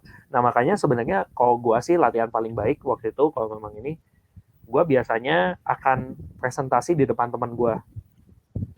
Jadi betul-betul di depan orang. Depan orang walaupun gak banyak, satu orang, biar gue minta feedback dari dia apa yang bagus. Jadi dia tuh sambil ini benar-benar sambil nyatet gitu. Itu yang pertama. Atau enggak yang kedua, ya udah lu gimana caranya test drive-nya langsung di depan panggung. Tapi tetap ada temen lu di belakang yang catat evaluasinya. Itu sih yang gue ketika gue ada teman-teman gue yang baru join di public speaking di kantor, gue biasanya melakukan itu gitu. Jadi ada kru yang memang nyatet, abis itu ya improvement kan. Oh ya, next time ketika lu punya catatan itu ya lu bisa lakukan. Oke. Jadi lu memang janjian sama temen lu bilang lu berlaku sebagai peserta. Gitu. Jadi kemudian jangan dia catat ya. Jadi baru dibahas terakhir aja gitu. Iya. Kalau gue sih jarang latihannya. Show aja gitu. Ngomong aja, gue jarang latihan. Yang gue lakukan sih gue nonton YouTube. Kebanyakan stand up comedian, beberapa orang yang gue follow, ya gue lihat gimana cara mereka nguasain panggung, megang mic dan sebagainya sih. Jadi gue cuma ngelihat terus ya udah gue praktekin, kalau itu berhasil ya bagus gitu ya, kalau enggak ya udah itu nggak akan jadi nggak bisa gitu. Ya oke. Kak Agus, udah ya tadi ya, dia pamit tuh. Thanks ya semua, maju terus. Wih. Mungkin lanjut ke ini selanjutnya ya. Oke, iya, sip. Yang akan kita bahas mungkin teman-teman yang lain juga tunggu nih. Tentang ini sih, elemen penting tuh. Maksudnya kalau lu boleh milih dari semua elemen itu kan banyak ya, kayak misalnya nguasain panggung, bahasa tubuh, nada bicara, perhatiin audiens, eye contact dan sebagainya, cara pegang, dan wah banyak lah ya elemen penting. Sekarang challenge-nya buat kalian nih, ambil 2 lah. Menurut kalian apa yang paling penting? Dari apa aja sih? Ya banyak kan. Misalnya udahlah kita ngomong jangan pakai teknologi dulu deh. Kita ngilangin kayak mikrofon ya, udahlah. Kan elemen tuh kayak ada banyak lah sisi-sisinya kan. Lu ada bahasa tubuh, ada konten, ada ngomongnya, ada nada bicara dan sebagainya gitu. Menurut lu apa 2 yang paling penting? Yang kayaknya kalau lu ngomong tuh nggak boleh gagal 2 ini. Kalau gua penguasaan panggung dan know the audience sih. Itu dua ya. Soalnya kalau mikrofon memang gue ketika berbicara gue paling gak suka ada mic. Jadi gue mikir kotak gue gitu. Gue lebih suka tangan gue bergerak bebas dan puji Tuhan gue juga diberkati dengan suara gue yang suaranya cukup keras gitu. Jadi nggak perlu pakai mic dengan jelas gitu. Dan ya itu menurut gue ketika lu udah menguasai panggung itu bahasa tubuh dan nada suara udah include di dalamnya sih bro. Oh, jadi lu ngambil satu elemen dan semuanya udah include di situ. Ya, kalau menurut gua sih. Cerdas. Oke. Pas lu apa, Pas? Kalau gua nada bicara sama know the audience sih. Kayak gimana ya? Jatuhnya kalau misalnya nih gua ngomong kayak ya selamat pagi semuanya dan lain-lain datar kan. Itu membuat audiens pun tidak semangat dalam beda kalau misalnya lu ngomong kayak hai selamat pagi semuanya apa kabar dan lain-lain itu nada bicaranya beda gitu jadi nada bicara yang tinggi sama rendah tuh bisa mempengaruhi mood gue dan mood audiens gue juga mood yang yang lihat ya. Contoh kayak gini kayak public speaker sekarang deh bukan public speaker deh contoh kalau misalnya orang-orang YouTuber gitu kalau misalnya mereka opening dengan kayak halo semuanya, apa kabar hari ini? Ada yang mau nonton nggak? Maksudnya jatuhnya kayak nih kok lu bikin konten kayak gini sih gitu. Datar gitu ya. Kan, iya datar gitu. Kayak kalau misalnya kalau ada nada bicara tuh kalau menurut gue tuh kayak sesuatu yang penting juga. Gimana cara lu bisa ngasih tahu kalau misalnya ini lagi serius sama ini lagi serius sama lagi bercanda tuh bisa kelihatan dari nada bicara. Oke, jadi nada bicara sama know the audience ya. Kalau gue sih dua yang paling penting. Satu konten, yang kedua konten. Satu konten, yang kedua konten. Ya, makanya gue punya ya bisa dibilang lebay lah kalau waktu gue konten crafting karena di konten crafting itu ya di situ kan know the audience gue harus tahu dengan siapa gue berbicara lalu gue bisa siapkan konten. Nah, buat konten tuh gue ada 3 pertanyaan yang gue tanya sama diri sendiri. Yang pertama apa yang harus audiens tahu, yang kedua apa yang harus audiens rasakan, yang ketiga apa yang harus audiens lakukan setelah dengar gua. 3 pertanyaan itu aja untuk bikin konten udah cukup lah. Jadi apa yang harus mereka tahu itu biasanya kalau di training kan semuanya knowledge ya. Yang kedua apa yang mereka rasakan, yang ketiga harus apa yang mereka mau lakukan. Itu aja sih. Jadi kalau kayak di seminar guru gitu ya, pertama yang harus mereka tahu apa ya udah model pendidikan sekarang, terus mengajar itu apa, yang harus mereka rasakan apa, ya keterpanggilan dalam mengajar misalnya. Lalu apa yang harus dilakukan, ya udah, berarti kan harus berbeda dengan murid, ya. Oh, gitu. Tapi ini Chris, gue sempat baca juga. Jadi memang sebenarnya kalau si audiens sendiri, ini buat teman-teman yang lain juga, ketika dia mendengar, mereka tuh sebenarnya ketika mendengarkan seorang public speaker, mereka hanya akan memahami 20% dari apa yang kita bicarakan. 20%? 20%. Gitu, gue sempat baca buku gitu ya, terus gue lupa bukunya apa, terus pokoknya dan satu lagi itu untuk yang apa yang mereka lihat itu ini dari bukunya Les Giblin, Skill with People di Gramedia tuh yang kecil ya. Nah kalau untuk yang kita lihat itu tuh komposisinya memang jauh lebih besar 30%. Tapi ketika mereka mengkombinasikan jadi bukan cuma nada suara ya, tapi ada juga bahasa. Ini mereka akan menangkap sebenarnya 50%. Nah, makanya pentingnya ada activity, itu tuh mereka menambahkan experience mereka secara langsung. Nah, itu makanya mereka bisa mengambilnya lebih banyak sih, bisa sampai 80%. Wah, jadi repot kalau udah online gini ya. Lu kan cuma bisa ngomong kan. Nah, makanya dari suara. Makanya tapi ya tetaplah lu natural tangan memang harus penting banget sih untuk bahasa tubuh. Soalnya memang kalau kita, ini aja, sadar atau enggak ya, kalau kita lagi ngobrol nih, lawan bicara kita, pas kita lagi ngobrol, lawan bicara kita tuh ngelihatnya ke atas terus nih, ke kiri, dikit-dikit dia lihat kiri. Kita pasti secara nggak sadar ke kiri ngelihat. Distraction ya? Ya, distraction. Jadi kayak yang memang pada dasarnya ketika kita bertatap muka itu bahasa tubuh yang akan paling gampang banget ditangkap sama kita. Yeah. Kayak istilahnya gini nih, Chris, lu kan udah punya istri ya? Misalkan Karin moodnya lagi aneh nih. Terus? Kamu teh kenapa? Nggak apa-apa. Lu percaya yang diomongin atau ekspresi muka? Enggak. Ya itu. Benar. Yang ada yang tersirat dan yang tersurat ya. Iya. Bisa kelihatan pengalaman. juga dari itu. Pengalaman ya, Beknya.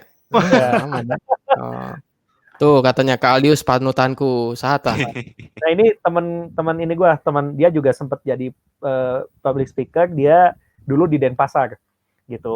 Cuma sekarang Oke. udah cabut ya. Gokil. Oke. Ini ada pertanyaan nih. Gimana cara mengalihkan titik jenuh saat menjadi public speaker harusnya ya? Yang mana saat kalian masih ingin berinteraksi dan mungkin sekarang udah monoton? Ya, kalau gue sih berharap waktunya udah selesai. Terus ya udah selesai Pak, udah Pak. Itu mah gampang pisan ya.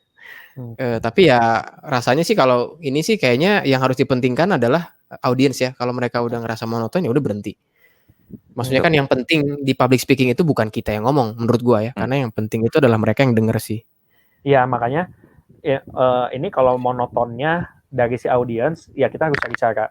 Tapi kalau kitanya titiknya monoton, itu salahnya di kita sih. Gitu. Itu masalah kita. Kenapa kita nggak cari cara kreatif untuk maksudnya kan audiens mungkin baru ketemu sama kita pertama kali kan, gitu ya, banyaknya baru pertama kali nih. Ketika baru pertama kali ya mereka mah terima aja. Nah kita cari cara kreatif buat kita juga nggak bosan gitu.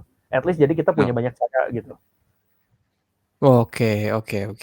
Iya. Kalau gue sih ya itu ya, begitu udah berinteraksi, waktu selesai, ya udah gitu ya, beres. Oke, sip. Ya, thank you. Buka Q&A dong. Iya sekarang boleh. Sekarang boleh. Mau nanya apa? Langsung tanya aja. Langsung tanya aja kita buka. Kalau enggak ada topik. Ya pas, ada apa? Gue mau nanya nih ke kalian berdua.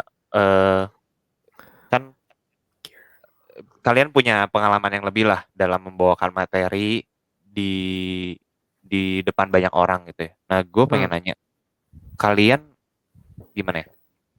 Sebenarnya udah dijawab tadi sama Ko Kris, tapi gue juga pengen nanya ke Ko Beke nih. Gimana cara lu mempersiapkan materi yang akan lu bawakan, dan gimana caranya lu bisa memastikan materi lu tuh adalah materi lu tuh sudah tepat untuk disampaikan kepada audiens.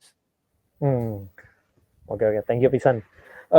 Kalau menurut gue sih gimana ya, ketika kalau gue sama ini gawe, itu tuh banyak sebenarnya materi yang gue bawakan itu senior gue udah pada ngebuat ini, bahkan sampai maksudnya apa aja yang sebenarnya harus dikatakan bukan dikatakan, konten ini tuh dijelaskan gimana tuh udah ada sebenarnya. Udah ada patronnya lah.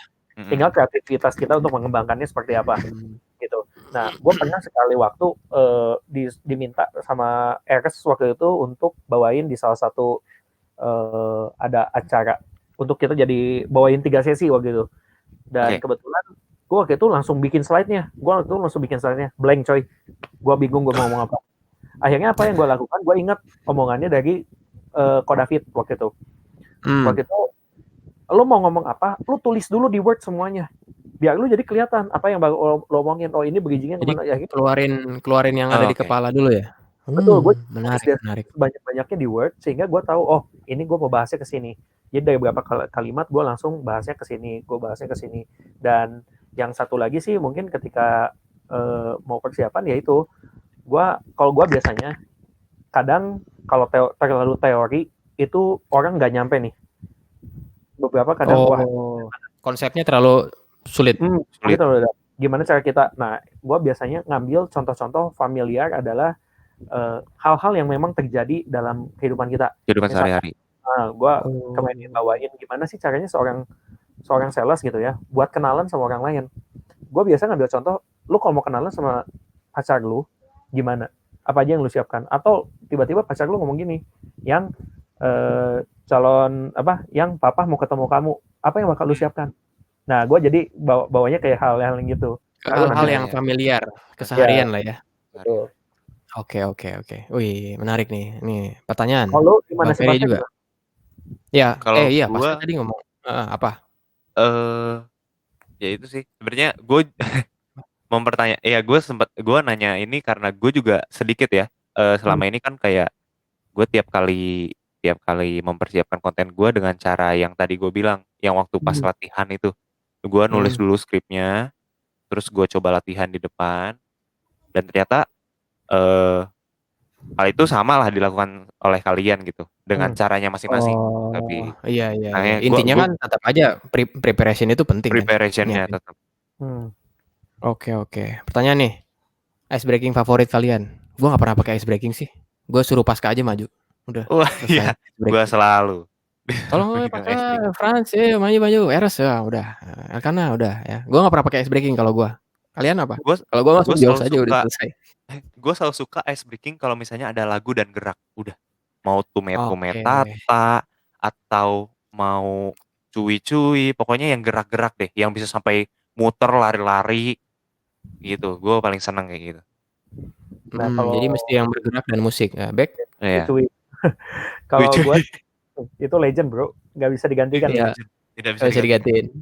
Kalau gue sih mungkin gimana ya? Kalau lagi si jadwal trainingnya padat, kayaknya nggak bisa pakai gerak dan lagu. Tapi memang sebenarnya itu efektivitas nih gerak dan lagu untuk benar-benar mencarikan suasana. Tapi sebenarnya hal paling gampang dilakukan sih, lu speakingnya ya, gua biasanya jokes receh sih, gua jokes receh atau gua biasa sekarang lagi main adalah tebak kata sih.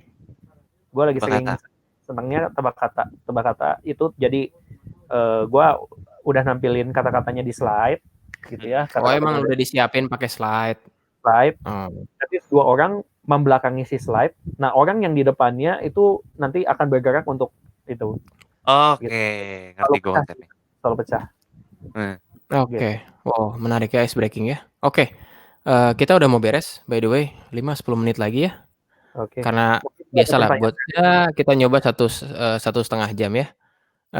Langsung ke ini deh untuk tips and triknya, bukan tips and trik ya, kayak take away message lah buat mereka atau saran kalian ya buat mereka yang pengen bisa ya nguasain public speaking minimal yang tadinya pemalu jadi enggak gitu. Berapa ya seorang satu lah. Suggestion lu buat entah itu misalnya ningkatin skill karena ini kan nama programnya skill up ya. Jadi jangan maksudnya mesti mikirnya agak dalam gitu. Apa satu saran yang lu bisa kasih sama orang yang lagi nonton ini? Ini kan recording nanti juga akan kita tampilin di YouTube. Satu aja. Baik, apa baik? Yang gue kayaknya cukup panjang nih karena gue udah siapkan sih bro. Gitu. Iyalah. Boleh sob.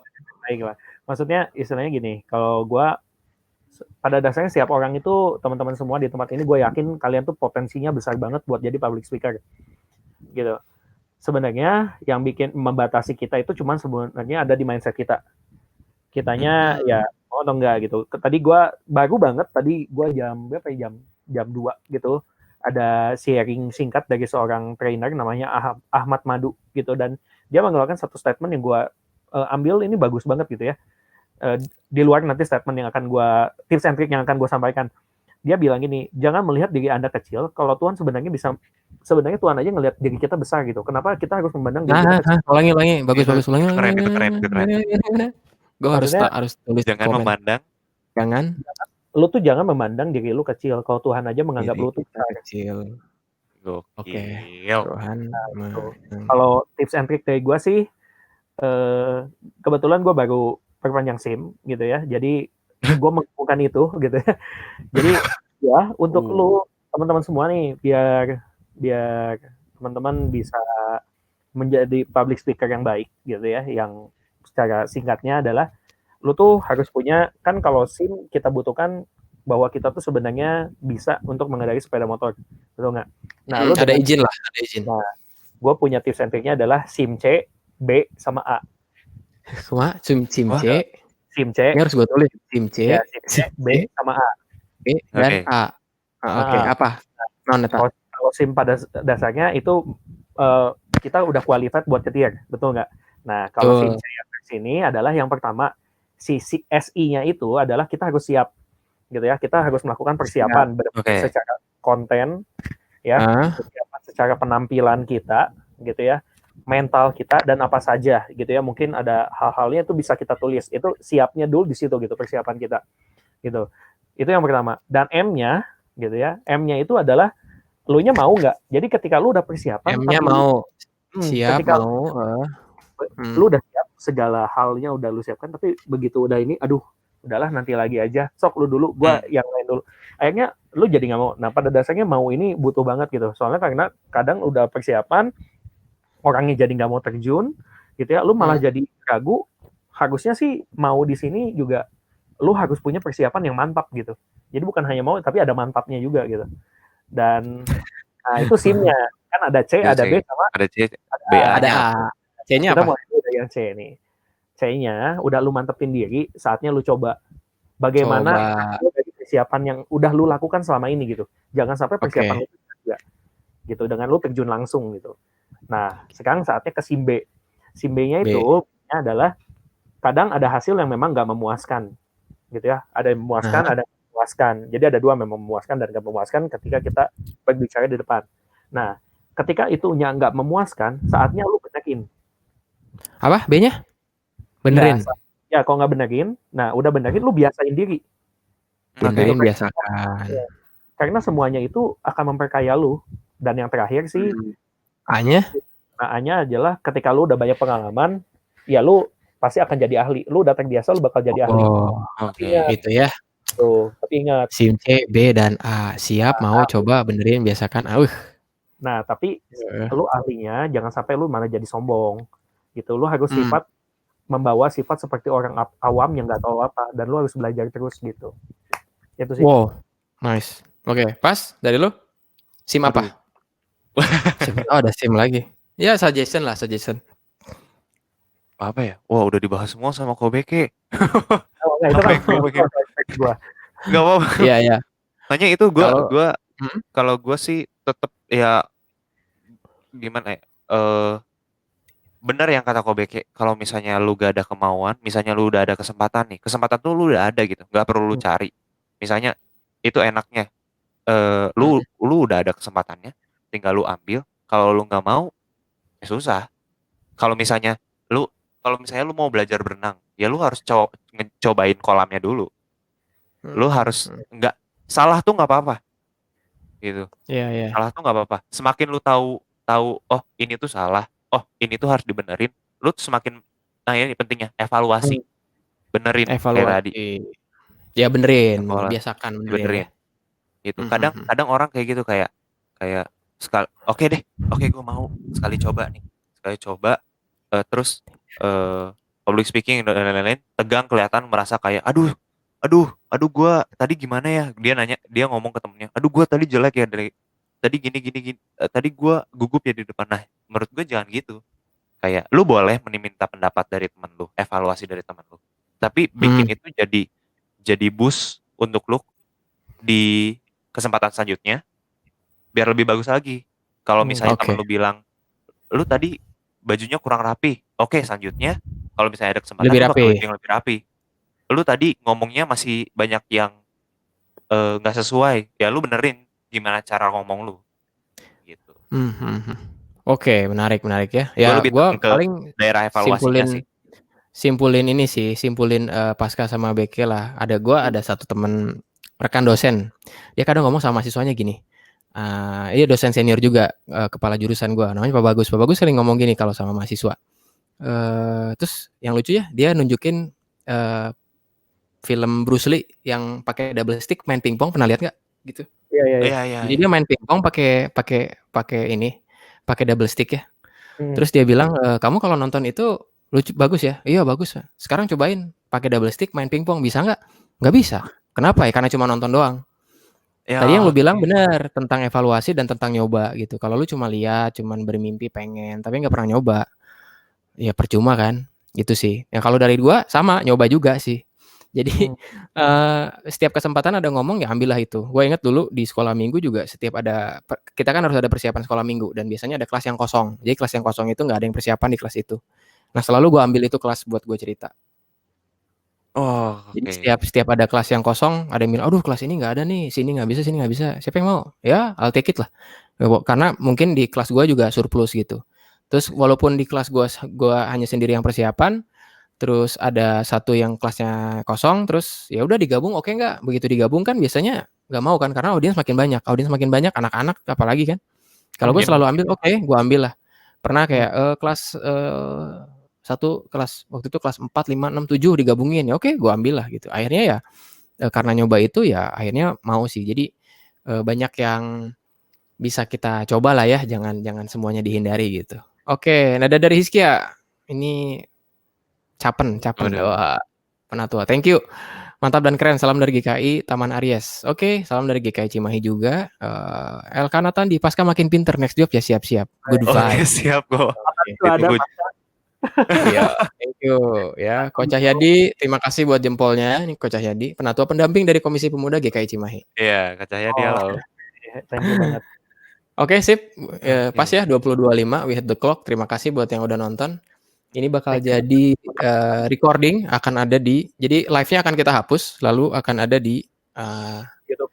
Channel. YouTube-nya. Ya, jadi Iya. YouTube yang upload biasa, jadi bukan live gitu. Betul. Oke, thank you. Tadi persiapan gue yang doa. Sekarang Pasca tutup doa berarti. Oke. Oke, nanti baru di akhir gue ada pengumuman. Yuk. Oke, mari kita berdoa. Tuhan, terima kasih Tuhan atas berkat-Mu yang telah memberkati kami pada skill up kali ini. Terima kasih Tuhan atas berkat-Mu. Kami bisa sharing tentang public speaking. Semoga public speaking ini bisa jadi insight dan pembelajaran bagi orang yang menonton ini, Tuhan. Terima kasih Tuhan. Dalam Tuhan Yesus kami berdoa. Amin. Amin. Oke, thank you buat Aldius Beke, thank you juga Pak Ferry udah nonton. Terima kasih buat teman-teman. Boleh masih ada waktu buat komen. Jempol, apresiasi, masukan, silakan. Tapi memang kita udah harus beres ya. Ada pengumuman buat skill up yang biasa hari Sabtu seperti biasa besok, tapi lewat Google Meet ya, karena beda topik, beda tujuan juga. Ini kita nyoba buat live. Jadi kalau ya salah-salah terus ya ngomongnya kemana-mana ya, well nama juga nyoba ya, dan nyoba juga gratis kan ya. Dan sesuai dengan tadi harus nyoba ya, nggak cuma sekedar pengen live tapi nggak pernah gitu kan. Ya udah kita coba. Jadi terus season 1 skill up udah selesai. Yang terakhir adalah minggu depan. Jadi kita ada season 1 itu hanya ada 9 episode, habis itu masuk ke season 2. Minggu depan kita ada sharing dari Kak Ruth Febrina Silaban. Dia akan sharing tentang beasiswa luar negeri. Ya, jadi buat teman-teman yang mau mungkin di sini ada yang punya anak, mungkin ada punya kerabat di beasiswa luar negeri, dia akan bahas semua mulai dari nominal, mulai dari tujuan negara ya, terus benefit apa yang didapat, ada perjanjian kerja atau enggak dan lain sebagainya. Dia akan bahas di hari Kamis malam Jumat ya. Makanya kita bilangnya kelas malam Jumat gitu. Itu. Jadi ini ada cuma satu-satunya skill up spesial ya. Kita akan bikin spesial lagi cuma satu di setiap episode. Jadi season 2-nya tetap akan ada 9 episode, satunya spesial, lalu akan ada kelas yang malam Jumat gitu. Oke, thank you Pasca, Aldius. Thank you. Aldius. Terima kasih. Ya, terima kasih. Kalau Bonti mau buat, well, ya nggak ada salahnya lu coba. Gitu. Oke. Makasih buat semuanya ya. Terima kasih. Terus ya ini harus cuci tangan ya. Wash hand ya. Ya, jangan lupa teman-teman juga kalau misalnya ingin ngikutin update-update live streaming atau podcast kita, bisa langsung cek di Instagram kita @kp_GKI Cimahi. Di situ semuanya ada. Semuanya Bonti ada. Bonti 100. Iya, boleh, betul. Bonti berapa? Bontiyut 100. Ya, oke. Bontiyut 100. Kecipratan inilah promosi ya, Bek ya. Ya, oke. Thank you semua. Sampai ketemu. Oke. Di lain kesempatan ya. God bless. Bye bye. Bye bye dulu. Bye bye. Ciao.